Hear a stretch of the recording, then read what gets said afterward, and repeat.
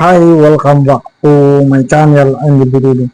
Gumagawa nga po ang textural kung kasi iba't ibang uri ng natural halamang gamot. Nagba-vlogs din po ako ng mga natural halamang gamot.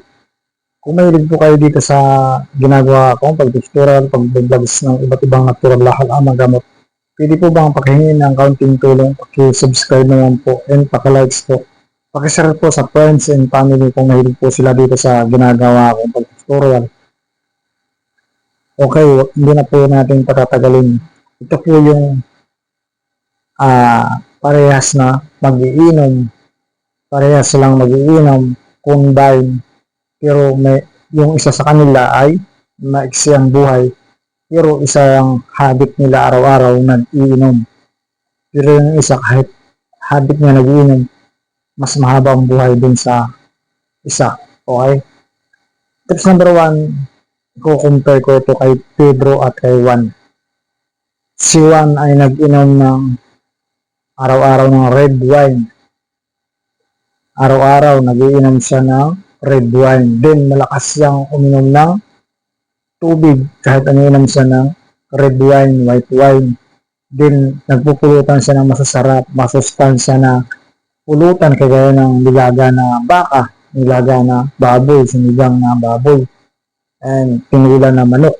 Then yung mga rest na mga seafoods na inihaw. Then malakas siyang uminom ng tubig kapag siya ay uminom ng mga red wine, white wine.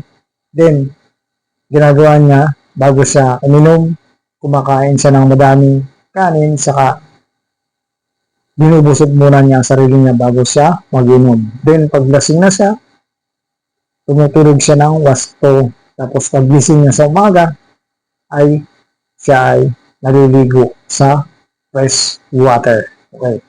Yan si Juan. Number 2, ito ay si Pedro. Si Pedro ay nagiinom ng red wine, white wine, sorry. At ang pulutan niya ay kagaya kay Juan. Masustansya na mga pulutan na kagaya ng tinula, nilaga na baboy, sinigang na baboy, and sinigang na isda na press na may malahok na kulay na press. Mga seafoods na inihaw at kumakain din siya ng wasto bago siya uminom. Pero hindi siya umiinom ng maraming tubig kapag siya umiinom ng red wine. Then, hindi siya tumutulog ng maayos kaysa kay Juan. At hindi rin siya naliligo ng fresh water paggising niya sa umaga. Yan. Yan yung combine. Then,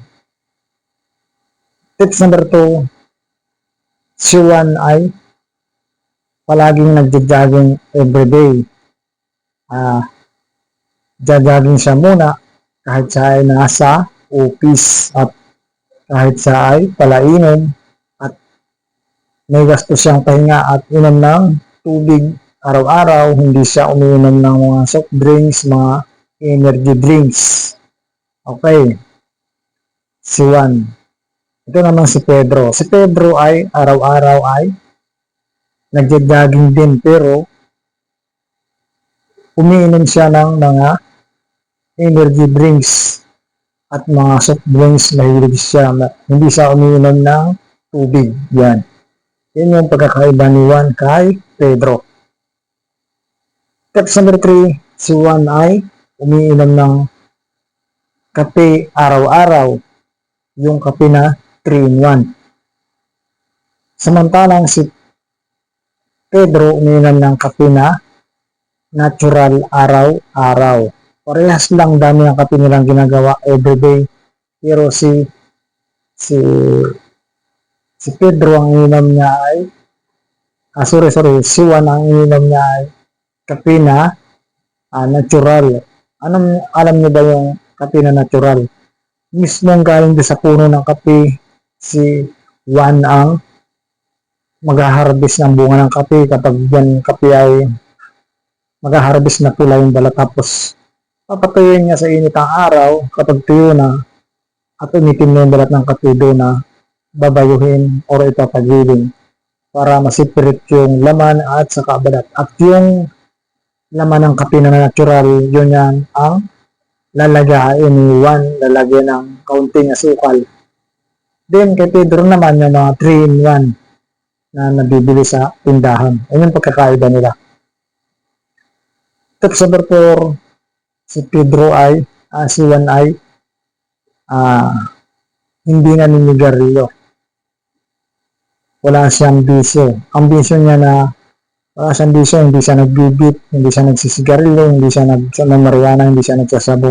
Samantalang si Pedro, nagbibit, nagsisigarilyo, o sikit na nigarilyo, o nagmamariwana, nagsasabo, nag-ecstasy, o nagkukupin. Yan yung gawa ni Pedro. Compare kay Juan. Hindi siya nagbibisyo ng ganyan. Alak lang yung iniinom niya. Yan yun. Text number 5. Si Juan ay kumakain ng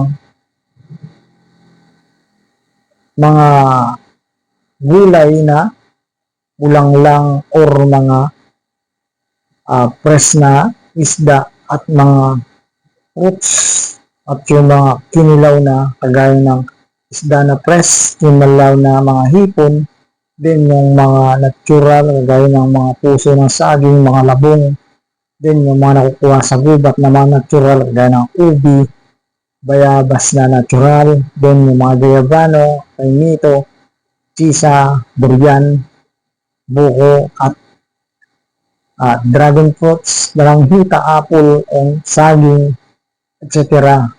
na kinakain ni Juan. Lahat ng mga raw foods, low food, and go foods kumakain si Juan. Samantalang si Pedro, ang kinakain niya lang, si Pedro, ang kinakain niya yung isang part lang ng pagkain, yung kagaya ng sinigang, seafoods. Kumakain ng mga seafood si Pedro, at si Juan naman ay mas marami ang mga natural na kinakain. Magkakaiba, di ba? Yan yung tips number 5. Tanong ko po sa inyo, sino mas mahaba ang buhay sa dalawa? Siyempre si Juan. Kasi isa yung tao na mahilig sa mga natural na pagkain. Umiinom man siya, pero may mga panakit, nagja-jogging siya. Compare diba mo sa una, magkaparehas sila ni Pedro, magkaparehas ginagawa nila. Ganon din trabaho, yun. Doon nagkakaiba sa dami ng ininom ng tubig at dami ng pagkain. Si Pedro ay mas maraming chemical sa katawan. Si Juan ay mas maraming natural na pagkain sa katawan. Kaya mas mahaba ang buhay ni Juan. Tumutulog siya ng maaga. Hindi siya nagsisigarilyo, hindi siya nagsasabi, hindi siya nagbibit. Hindi siya umiinom ng 3-in-1 coffee, mga natural coffee lang. Hindi siya umiinom ng energy drink. Okay. At alak lang yung iniinom niya. Yun yung pagkakaiba. Kaya mas mahaba ang buhay ni Juan kaysa kay Pedro. Okay? Sana po nakatulong ako dito sa nag-search ng video na ito. Compare to sa mag-iinom yung ginagawa nilang habit. Kasi may mga katanungan yung tao, yun yung tao, kapatid ka sa probinsya, sasabihin ng kausap daw, inom yun. Tapos sigarilyo, haba ng buhay. Bakit yung kasama niya, ganun din ang ginagawa? Inom mo, namatay ka agad. Yun nga yung sinabi ko, yan yung compare nilang dalawa sa ginagawa nila everyday. Baka palaging puyat yung kapatid nung kainom niya, or yung kainuman niya palaging kompleto sa tulog, naliligo. Kaya kahit mag-iinom, hindi siya magkaparehas. Diba? Yung pagkakaiba, kahit mag-iinom ka pero may ginagawa ka na panabon dun sa iniinom mo, mas marami yung natural na foods na kinakain mo. Okay. Sana po ay nakatulong ako sa nag-search ng video na ito. Paki-subscribe po and paki-likes. Paki-share po sa friends and family. Kung mahilig kayo dito sa ginagawa kong tutorial, pag-vlog sa iba't ibang natural na halamang gamot. Thank you for watching. I'm Wilby TV. Goodbye! Sunshine. Sunshine, sunshine. I think I found it now.